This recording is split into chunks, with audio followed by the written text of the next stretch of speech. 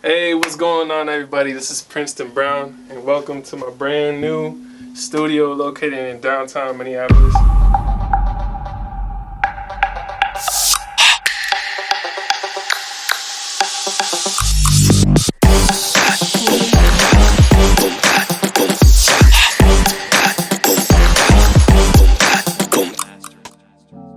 And I just wanted to show you guys the studio and all the components and everything brand new here. As you enter, we got two seating arrangements for everybody who comes in to do a studio session. So we got the blue leather seat right here, super comfortable, and we got a black love sofa single right here, very nice, genuine leather, super comfortable. I really wanted to control the acoustics. If you have a studio at your place, wherever you may have your setup, it's super important to make sure that you control the acoustics of your room, because no matter what speakers you put in there, if the acoustics of your room are not balanced well, your speakers will not be giving you accurate results. You won't be hearing your music the way that you really should be, and your beats or your mixes or anything like that will not come out exactly the way that you're hearing them here. Basically, I put up enough sound treatment so that when music is played in this room, it's dead. There's no reverb, there's no tails, it's just tight. So the room in here is very tight. The dimensions of it, I chose this exact dimension space layout because it's an intimate, tight vibe, especially great for mixing and mastering, but producing as well. Let me show you guys some of my keyboards real quick. Right here we have so a couple of keyboards that I've had for a very long time and use all the time. These two are vintage synthesizers, and this one is an 88 key Casio. I pretty much just use this one for MIDI. Especially when I gotta play like long piano stuff that entails playing the full spectrum of keys. But this one right here is the JX3P by Roland. This is a vintage synthesizer. It has a bunch of sounds right here, two different banks, and right here on this module, you can program the different sounds. Add velocity, release, sustains, manipulate the sounds that way. Then we got the well-known and super famous Juno 106 by Roland, which is one of my favorite synthesizers. I'm just so happy my uncle gave this synthesizer to me. He said he found it in literally the trash can of a school here in town. They didn't even want it. But this thing is a beast. A lot of the music in the 80s, 90s, even till today, has the sounds from this 106. I will probably never sell these, so do not inbox me for the rates for them. Love these things to death. Let's talk about the monitors. So I really work with these two monitors right here. Sometimes I use these little computer speakers, but not too often. They just kind of give you a slight idea of how your mix will sound on just like small computer speakers. So I advise getting something like this just to check it. I don't really do too much detailing on it, but these particular ones are made by Logitech. You can definitely find those on Amazon or wherever have you. But yeah, my two main go-to monitors. So I have the Yamaha HS8s. I love these monitors. I think out of every monitor that I've heard, I've gone to trade shows like NAMM, been in multiple different studios. Although there are a lot of monitors that I adore that are much better than this one in my opinion, in terms of the three-dimensionality and certain characteristics, there's not a better monitor, I would say, for the price. I think these go for around like $350, but for the price, I've not found a better monitor than the Yamahas. They're super flat. Over time, they can fatigue your ear a little bit if you play them very hard, but that's because their response is very true to the music. So I love these monitors, at least for that. And then these, I got these maybe a year ago or so, and I love these because they have a little bit of more bass response, a little bit more sub. You can see that these speakers right here are front ported.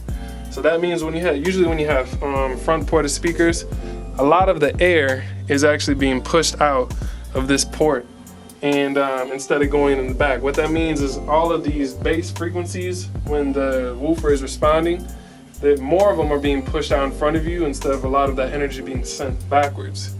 So you'll get more bass extension. You'll hear more of the lower harmonics. These speakers I love a lot because they are relatively flat, but you can work on them for hours and never feel fatigue. So these are the Event TR8. Let's get into, right here, you know, gotta have the candles, of course, for the vibes, you know. Gotta have the candles, but besides the candle, ooh, I actually got that playing right now. But this is my Akai Midi controller. I pretty much just use this for like doing quick melodies or like drums, you know. Quick drum stuff, you got the drum pads, etc. And it's nice to have it really close by when I'm working, because when I'm here, I can have one hand here. I can do my work really quick to produce things instead of coming all the way here to do stuff. I'm using the Audience. A lot of people ask me what interface I use.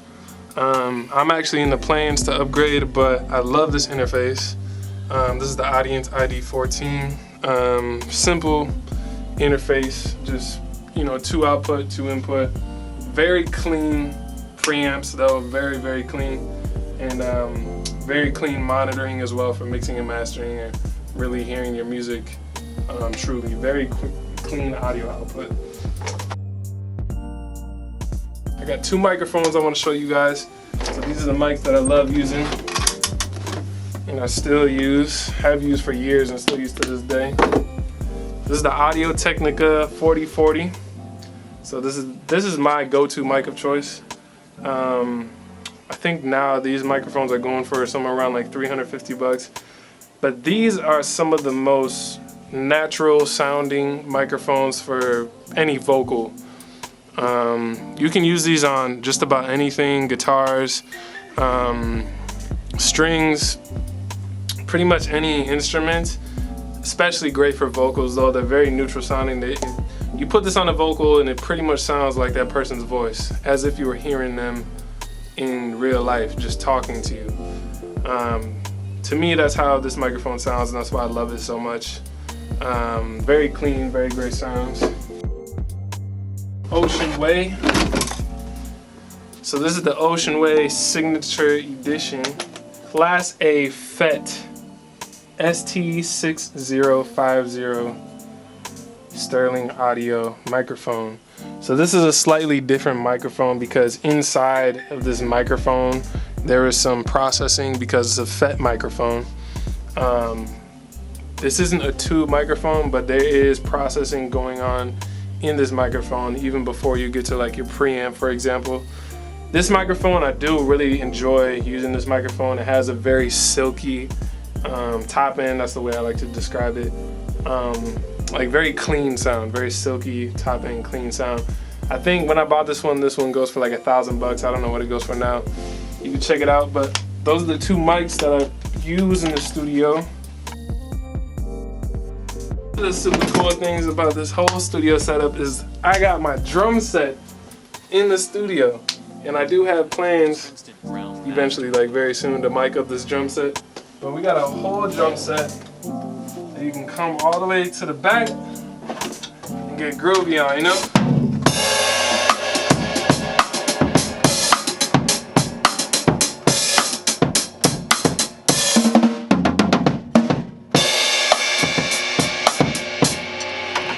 That's enough of that, you know. Mic that up though, eventually, and have all that going. So as you see, this space to me was like the perfect amount of space to have the equipment that I needed, but also to have room. You know, I can seat about 3 people over there, another person here, person on the drums, person over here on the main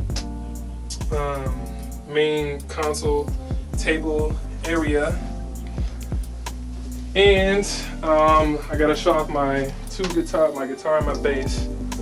This is my guitar that I use for a lot of my productions. This is just a Fender Strat. Pretty common guitar. I believe one of my cousins gave this to me a long time ago. But very clean sound, you know, with the Strat, classic Strat, you always have about 5 different settings of tone right here. Another tone knob, volume, etc.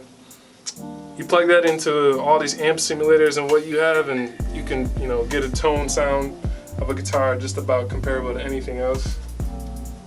And next to that, I love this baby. This is my baby red Stag bass. Very thick, full body tone on all the strings. I have a amplifier section in here which changes the sound slightly. I love this bass. You know, reggae, hip hop, neo soul, anything with just a smooth, like thick bass, this thing is a go-to. So I love using this. And yeah, that's the studio, and I want to show you guys how the studio looks now. This is with the lighting for YouTube and etc. But now, when we get into the mode when we want to create, what we gotta do, turn off these like this. And we got a whole vibe for creating music. You can literally last and be in here for hours. You know, this is just a heaven space, just to work in here and be in this cool atmosphere for long periods of time. So softwares, actual software that I use, most of my production stuff I do on FL Studio. So I'll produce the beats, produce majority of the music that I do using FL Studio. And then when it comes down to the mixing and mastering or vocal recording, usually all of that's done in Pro Tools, especially for the vocal recording, just because Pro Tools has the ability to make the vocal editing process like very smooth and easy with the fades that you can do in the cuts and all of that stuff.